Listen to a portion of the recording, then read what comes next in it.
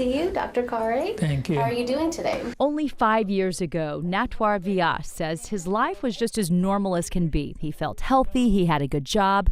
Then a life-altering health event changed everything. It was so dramatic. I was working on my computer at home. I was home alone. My wife was in California. And it happened all of a sudden. And then I was totally black out. I was on computer, but somehow I fall on the floor. And when I woke up, about a couple of hours later, I had terrible pain in my hip and my back. And then I didn't know what to do. It took Natwar hours to crawl to a phone after he suffered his first seizure.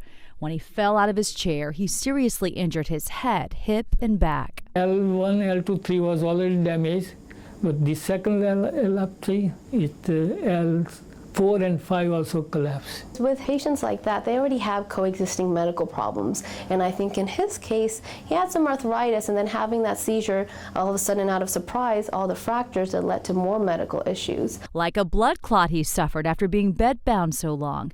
It's important to know the warning signs of a seizure. A lot of people know them as a grand mal, where it's the full body convulsions, but they can be something even more simple. They can be where people can be staring and not responding, or they can then lead to some mouth twitching, arm or leg twitching, so it can become involving the whole body. So they can be small, or they can be big, or they can be a transition from small to big.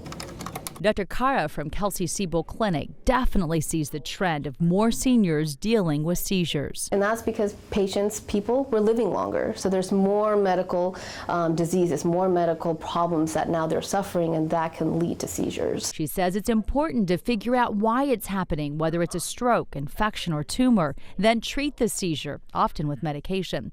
Kelsey Research Foundation began the first support group in Houston to help epilepsy patients along with their family, friends, and caretakers.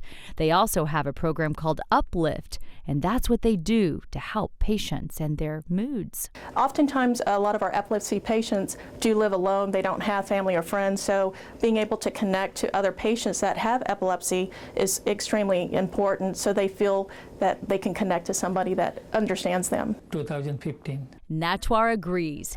He had another seizure last year. Like many people with epilepsy, it has drastically changed everything for him. Forced into retirement because I was unable to work. I cannot drive.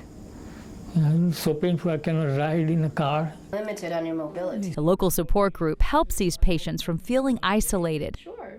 Coupled with close follow-ups at Kelsey Seybold, Natwar feels like he has his disease under control. Yeah. How about you? Do you feel that your mood is okay?